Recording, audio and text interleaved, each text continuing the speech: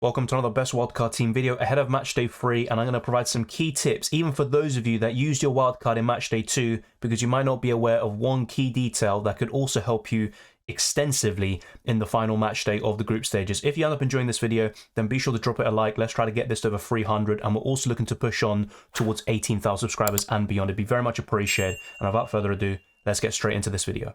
Before I go into the 15-man squad, let me clarify a few things. So the ranks and stuff you see on the left-hand side are all not fully updated. They are basically being provided as I see on the website, but you won't see the final ranks and points up until the deadline stream. And a bit of a kind of spoiler alert, I'm having a bit of a shocker in Matchday 2, but we'll get into that in the team selection video and the deadline stream, and also in the team selection video. That's where I'm going to be showing you kind of an updated version of this team, where I'm going to make a few changes, and that depends on what else we see over the next day or so before I record the next video as well. So be aware of that. And also, I want to talk about some key details about the wildcard. So this video will help you even if you're making normal transfers, but more importantly, if you're going to activate the wildcard before Matchday 3 begins, and those of you that activated before Matchday 2, because as we discussed in recent videos and streams, what you're able to do now is actually build a team for Matchday 2 with this wildcard and then get rid of locked players, so players have already played in Matchday 2, and then bring in players out of Matchday 3. But one key thing that you need to be aware of is once you make a transfer involving a locked player, so someone who's already played in Matchday 2, you will not be able to change this person out once again. So once you get rid of, let's say, Messi for Mbappe, you are not able to then get rid of Mbappe for someone else. That is it. It's locked in for Matchday 3. So you have to be very sure about what you want to do for Matchday 3 as well. And there's going to be rotation, and I think those of you with the wildcard in Matchday 3 could have an advantage. You can react to the lineups and then bring in players accordingly. But in our case, we have to do a lot of speculation and see what happened in the first two games for certain countries, see which countries still have something to play for, and then you can bring in some of the top players of those teams. And also for those nations, maybe like Spain, who perhaps could qualify tonight, and also you got France the other day, you could also maybe go for some of the fringe players because you're expecting a bit of rotation there. So hopefully that's cleared everything up. You can use the wildcard for both match days 2 and 3. If you've already activated before match day 2, you are also able to make changes ahead of match day 3. You just have to get rid of locked players, so players have already played. Hopefully that's all clear. If there's still any other doubts, then let me know down in the comment section below.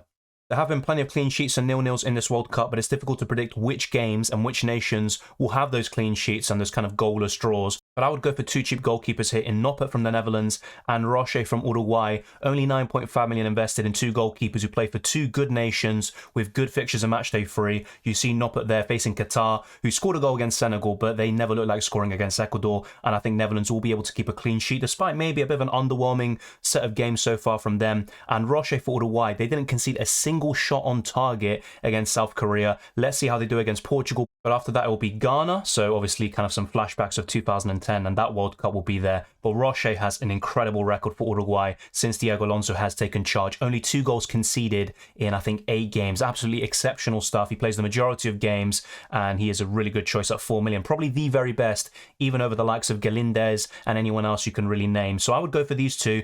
If you were to go for a premium, I would keep it very simple and go for Alisson. The only doubt I would have about that is if Brazil beat Switzerland in Matchday 2, they could rotate in Matchday 3, and they sometimes change goalkeepers to give Edison a try, for example, and they could even change goalkeepers for the rest of the tournament. But I believe Alisson will still be number 1 until the very end, no matter how far Brazil go. But for Matchday 3, there is the possibility of Alisson being benched. I would just keep it simple and go for Noppert and Roche.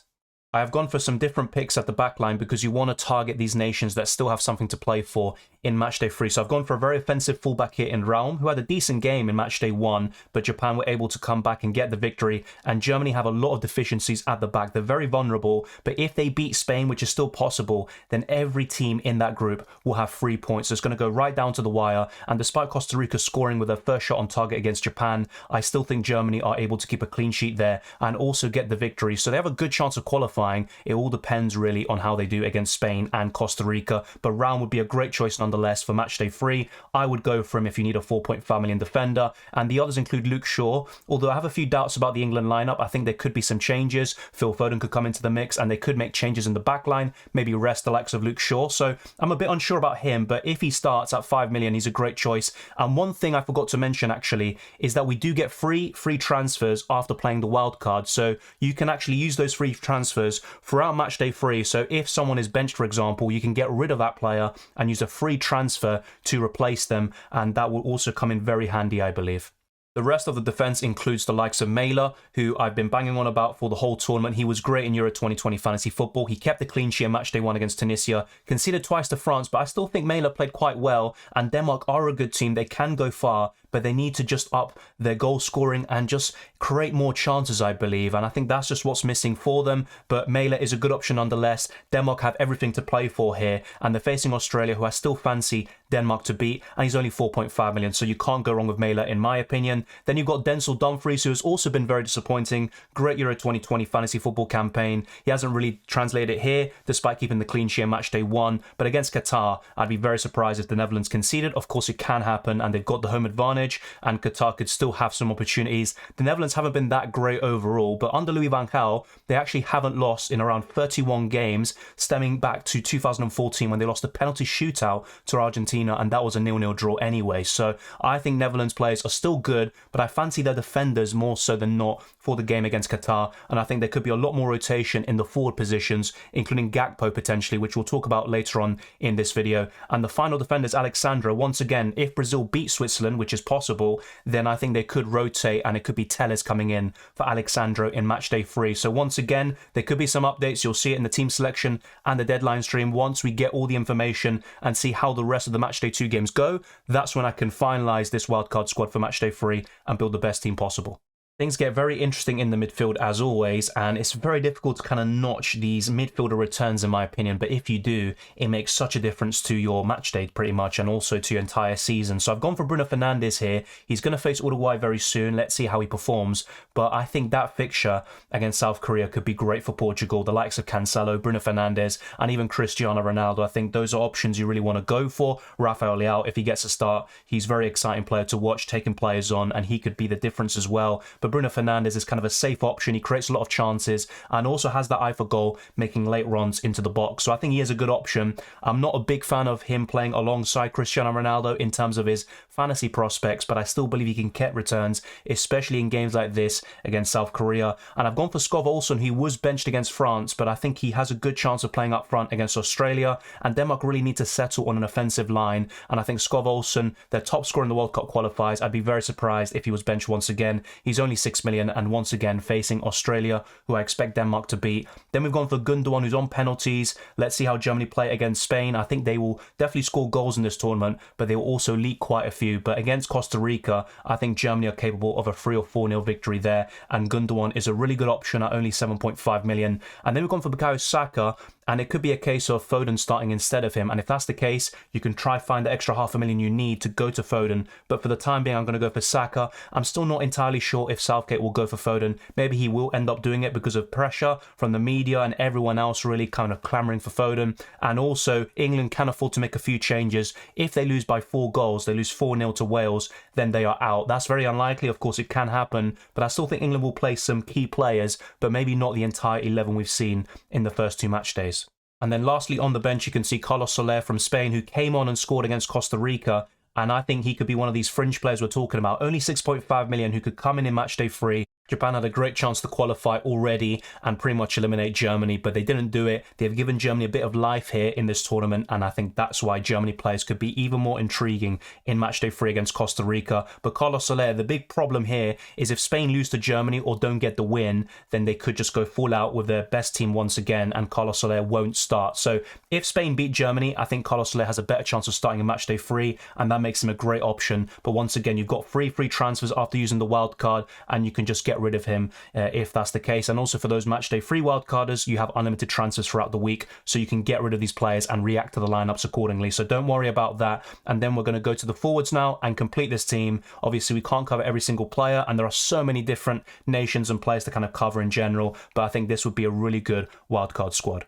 What more can we say about Lionel Messi? He once again stepped up for his country with a goal and an assist. He becomes the oldest player as well as the youngest player to do it in a World Cup game, and his record's absolutely outstanding. This is now his best calendar year for Argentina with 13 goals and an international trophy. I mean, what more can we say about Messi? He came up clutch. He was my captain. The only good thing really that happened in matchday 2. Now he's facing Poland, who haven't conceded a single goal. But if Argentina do turn up and show what they've been doing for the last 3 years, I firmly believe Argentina have a great chance of qualifying and also going far into this tournament. But I have to say, for the first 2 games, I don't know what kind of side we're seeing. We saw a few signs of the old Argentina, the usual one, in the last 20-30 minutes, but I still think this team has so many more levels to reach, and hopefully they do reach it. But Poland will be tough, but I think Messi is a great captaincy option, and he's a great option in general at only 10.5 million. Then we've gone for Kylian Mbappe, who could be rotated against Tunisia, but he's also going to be eyeing up that golden boot in this World Cup, and I think in the form he's in, it's very difficult to bench him, even if you want to give him a rest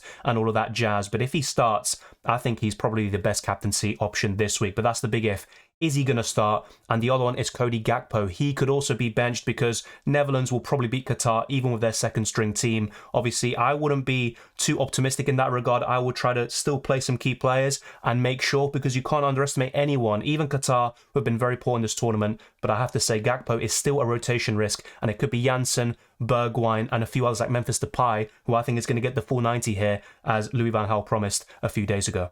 In terms of the captaincy, I would keep it very simple. My first one would be Kylian Mbappe, and then I would possibly move it on to either Lionel Messi if needed, or Bruno Fernandes. So I think that speaks for itself. Remember, you can only change the captaincy once your original captain has played, but before that you can change it an unlimited number of times before any of these players have really played a game. So don't worry about that. We've covered that in the How to Play guide. Be sure to check that out, and also all these videos and streams. But that is going to be the wildcard squad. Of course, there will be some possible issues. Gakpo, Alexandro, you could even point to a few others in this team. But I think if these players start, and of course, there's going to be some things that we're going to get wrong here on the wildcard going into Matchday 3, unless you wildcard into Matchday 3 instead, and you can react to the lineups, then you might be at a disadvantage, but you can still cover the majority of these kind of outside picks. And if you are in doubt, just go for players and go for teams that still have something to play for. So maybe triple up on Germany, and depending on how Spain do tonight, you could also triple up on them. So there's a few things you could change, obviously, with this team, but it's a really good base, and you're going to see an updated version tomorrow in the team selection video, because I'm looking to make and use my unlimited transfers from my wildcard in Matchday 2